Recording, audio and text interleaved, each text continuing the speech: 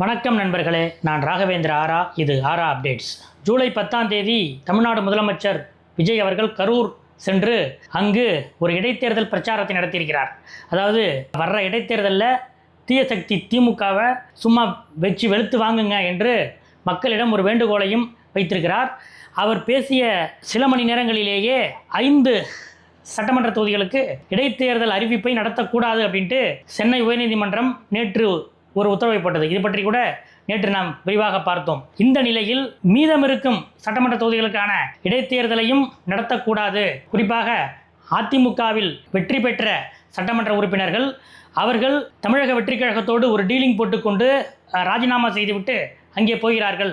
எனவே இது குதிரை பேரத்துக்கு ஒப்பானது. இதுக்குள்ளே என்ன நடந்திருக்கு அப்படிங்கிறத கண்டுபிடிக்கணும் என்று ஏற்கனவே அதிமுக சார்பில் ஆளுநரிடம் புகார் அளிக்கப்பட்டிருக்கு, மத்திய அரசிடம் புகார் அளிக்கப்பட்டிருக்கு. இது குறித்து சிபிஐ விசாரணை நடத்தணும் அப்படின்ட்டு அதிமுகவோட சட்டத்துறை இணைச் செயலாளர் இன்பதுரை வெளிப்படையாக வேண்டுகோள் வச்சார். இப்படிப்பட்ட இந்த நிலையில் தமிழக வெற்றி கழக அரசுக்கு எதிராக சட்ட ரீதியான விஷயங்கள் என்னென்ன இருக்கோ அதையெல்லாம் எடுத்து மிகப்பெரிய விவகாரம் ஆக்குவது என்று அதிமுகவும் பிஜேபியும் முடிவு செய்திருக்காங்க. இது கூட திராவிட முன்னேற்ற கழகமும் சேர்ந்திருக்கு. அதாவது அதிமுக, பிஜேபி, டிஎம்கே 3 பேரும் அவங்கவங்க வழியில் இந்த விஜய் அரசுக்கு எதிராக ஆளுநர், டிஜிபி இவங்கள்ட்டெல்லாம் புகார் கொடுத்துட்டு இருக்காங்க. இந்த நிலையில் இதை டெல்லி எப்படி பார்க்குது அப்படின்றதான் முக்கியமான ஒரு விஷயமா இருக்குது. இதில் கடந்த ஜூன் 5ஆம் தேதி முதலமைச்சர் விஜய் அவர் தலைமையில் முதலாக இந்த அரசினுடைய அமைச்சரவை கூட்டம் நடைபெற்றது. மே 10ஆம் தேதி அவர் முதலமைச்சராக பதவியேற்றாலும் ஜூன் 5ஆம் தேதி தான் முதல் அமைச்சரவை கூட்டமே நடந்துச்சு. அந்த கூட்டத்தில் முதலமைச்சரின் ஆலோசகர்கள் அப்படின்ற ஒரு அனுமானத்தின் அடிப்படையில் தான் இந்த பேச்செல்லாம் இருக்குது. முதலமைச்சரின் ஆலோசகர்கள் என்ற அனுமானத்தின் அடிப்படையில் திரு ஜான் ஆரோக்கியசாமியும் திரு விஷ்ணு ரெட்டியும் கேபினட் கூட்டத்தில் உட்கார்ந்துருந்தாங்க என்று கிட்டத்தட்ட 1 மாதம் கழித்து ஜூன் 5ஆம் தேதி கேபினட் கூட்டம் நடக்குது. ஜூன் 30ஆம் தேதி திராவிட முன்னேற்ற கழகம் சார்பில் டிஜிபியிடம் ஒரு மனு கொடுக்குறாங்க. அதாவது அமைச்சரவைக்கு சம்பந்தமில்லாத அந்நியர்கள் 2 அமைச்சரவை கூட்டத்தில் இருந்திருக்காங்க. இது முதலமைச்சர் விஜயோட அவர் முதலமைச்சராக பதவியேற்று கொண்டார் அல்லவா, ரகசிய காப்பு பிரமாணம். அந்த ரகசிய காப்பு பிரமாணத்தை மீறிய செயலாகும். இது மிக கடுமையான குற்றம். இதை பற்றி உடனடியாக எஃப்ஐஆர் போட்டு இது மேலே விசாரணை ஆரம்பிக்கணும் என்று திராவிட முன்னேற்ற கழகம் சார்பில் டிஜிபியிடம் மனு கொடுக்கப்பட்டது. அதே போல் ஜூலை 4ஆம் தேதி பாஜக, அதிமுக 2 கட்சிகளும் ஆளுநர் அர்லேக்கரை சந்தித்து இதே விஷயங்களை அவரிடமும் வலியுறுத்தி இருக்கிறார்கள். அதாவது அமைச்சரவைக்கு சம்பந்தமில்லாத 2 பேர் அமைச்சரவை கூட்டத்தில் இருக்காங்க என்று சொல்லி இது குறித்து நடவடிக்கை எடுக்க வேண்டும் என்று சொல்லி ஏற்கனவே அவர்கள் கொடுத்த குதிரை பேர புகார்கள் பற்றியும் ஆளுநரிடம் வற்புறுத்தி விட்டு வந்திருக்கிறார்கள். இந்த நிலையில் சட்ட ரீதியாக முதலமைச்சர் விஜய் ரகசிய காப்பு பிரமாணத்தை மீறினாரா அப்படின்ற ஒரு கேள்வி இருக்குது. இதை பற்றி நாம் சட்ட வட்டாரங்களில் விசாரித்தோம். அதாவது ஒரு அமைச்சரவை கூட்டத்தில் யார் யார் கலந்து கொள்ளலாம் என்பதற்கான விதிகள் இருக்கின்றன. இப்போ மற்ற மாநிலங்களெல்லாம் மாநிலத்திலே கூட இணையமைச்சர் என்ற ஒரு வகை உண்டு. ஆனால் நம்ம மாநிலத்தில் இணையமைச்சர் என்பது கிடையாது.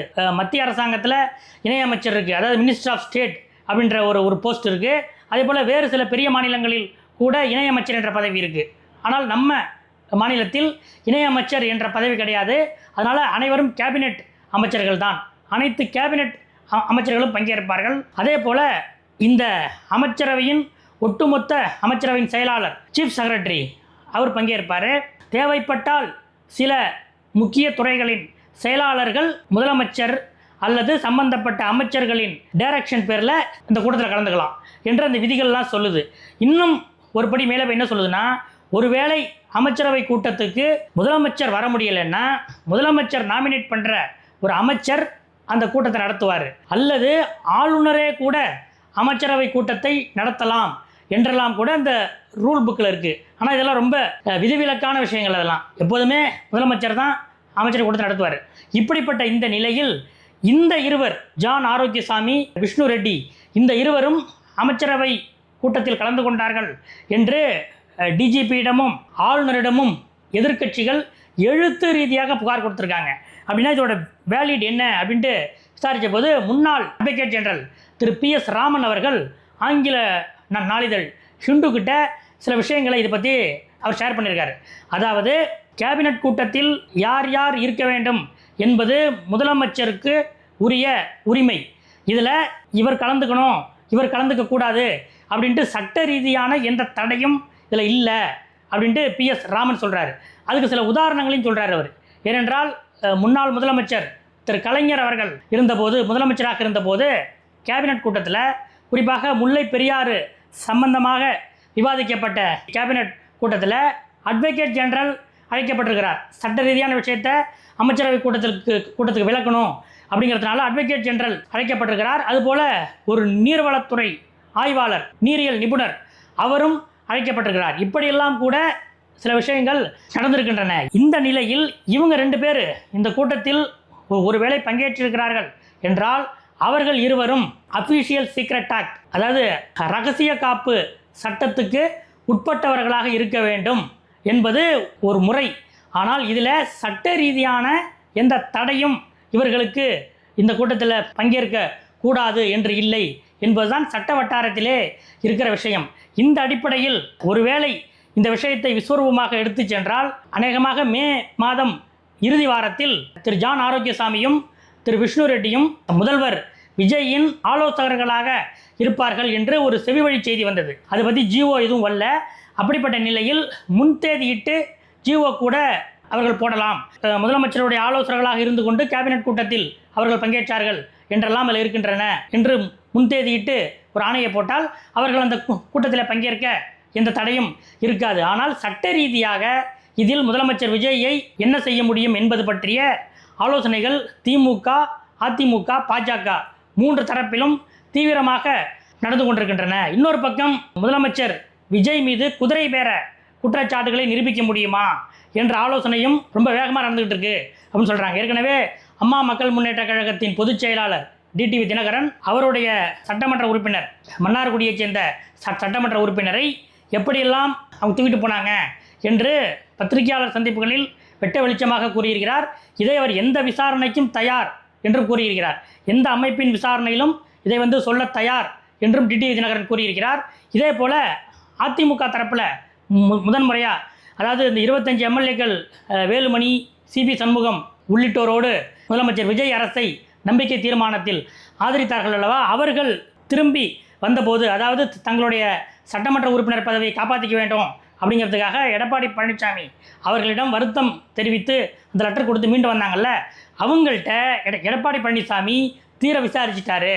என்னென்ன பண்ணாங்க, உங்களுக்கு என்னென்ன, நீங்கள் இந்த பக்கம் வந்தீங்கன்னா உங்களுக்கு என்ன தருவதாக அவர்கள் வாக்குறுதி கொடுத்தார்கள், அது அமைச்சர் பதவியா அல்லது சில கோடிகள் பணமா, என்னென்ன உங்களுக்கு தருவதாக ஆளுங்கட்சி தரப்பில் சொன்னார்கள் என்பதையெல்லாம் அவர்களிடமும் கேட்டறிந்து வைத்திருக்கிறார். இது பற்றி நாம் ஏற்கனவே வீடியோவில் பேசியிருக்கிறோம்.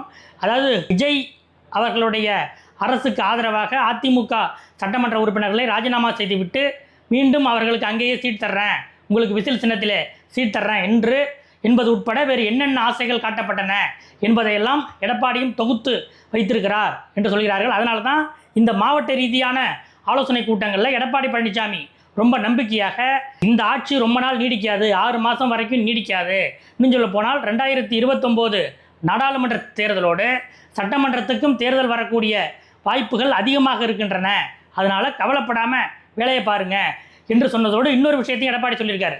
அதாவது ஓபிஎஸ் அவர்களை நீக்கிய பிறகுதான் ஒற்றை தலைமை என்று நீங்கள்லாம் நம்பிக்கிட்டு இருக்கீங்க, ஆனால் அப்போது கூட நான் ஒற்றை தலைமையாக இல்லை.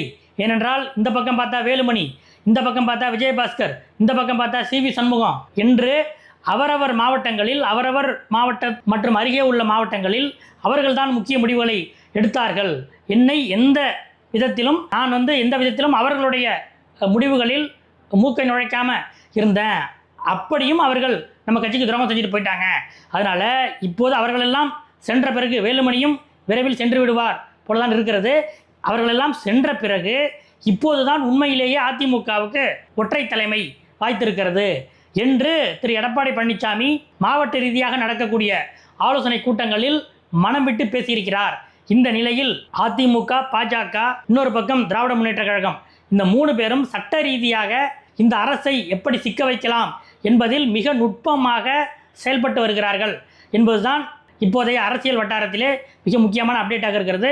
இன்னொரு விஷயம், விடுதலை சிறுத்தைகள் கட்சித் தலைவர் திருமாவளவன் ஒரு நிகழ்ச்சியில் பேசும்போது, எனக்கு ஜூலை 10ஆம் தேதி பிறந்த நாள், அதற்காக மத்திய உள்துறை அமைச்சர் அமித்ஷா என்னை தொடர்பு கொண்டு எனக்கு வாழ்த்து தெரிவித்தார்.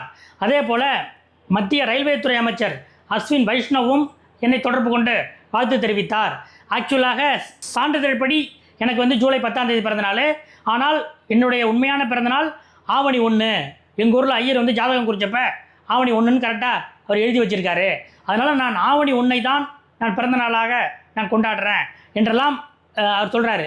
இதில் எடுத்துக்க வேண்டிய விஷயம், அமித்ஷா அவர்கள் தனக்கு பிறந்தநாள் வாழ்த்து சொன்னார் என்பதையும், மத்திய அமைச்சர் அஸ்வின் வைஷ்ணவ் தனக்கு வாழ்த்து சொன்னார் என்பதையும் எதற்காக விடுதலை சிறுத்தைகள் கட்சித் தலைவர் திருமாவளவன் இப்படி முக்கியத்துவம் கொடுத்து வெளியிடுகிறார் என்று விடுதலை சிறுத்தைகள் வட்டாரத்தில் விசாரித்த போது, என்னங்க பாட்டாளி மக்கள் கட்சித் தலைவர் அன்புமணி தலைமைச் செயலகம் வர்றாரு, நீர்வளத்துறை அமைச்சர் புசி ஆனந்தை பார்க்குறாரு, முதலமைச்சர் விஜயை கூட அவர் ஏற்கனவே சந்தித்து பேசியிருக்கிறார்.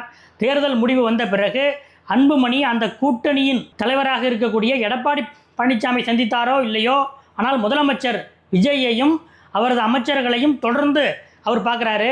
இந்த நிலையில் 2 எம்எல்ஏக்கள் வைத்திருக்கிற விசிகாவை விட 4 எம்எல்ஏக்கள் வைத்திருக்கிற நாங்கள் உங்களுக்கு நம்பகமாக பாதுகாப்பாக இருப்போம் என்று அன்புமணி முதலமைச்சர் விஜயிடம் சில விவரங்களை எடுத்து சொல்லியிருக்கிறார் என்று அரசியல் வட்டாரங்களில் தகவல்கள் உலவுகிற நிலையில்தான் விசிகா தலைவர் திருமாவளவன், எனக்கு அமித்ஷா நல்ல பழக்கம், அமித்ஷாவே என்னை வாழ்த்தினார், மத்திய அமைச்சர் அஸ்வின் வைஷ்ணவே என்னை வாழ்த்தினார் என்ற விஷயத்தை அப்படியே போகிற போக்கில் ஒரு பேச்சோடு பேச்சாக இந்த விஷயத்தை வெளியிட்டிருக்கிறார். அதனால் இது முதலமைச்சர் விஜய்க்கு சொல்லப்பட்ட ஒரு மெசேஜ் தான் இது அப்படின்ட்டு விசிகா வட்டாரங்கள் நம்மள்கிட்ட சொல்கிறாங்க. அடுத்தடுத்த அப்டேட்டுகளோடு உங்களை இன்னொரு வீடியோவில் சந்திக்கிறேன். நன்றி.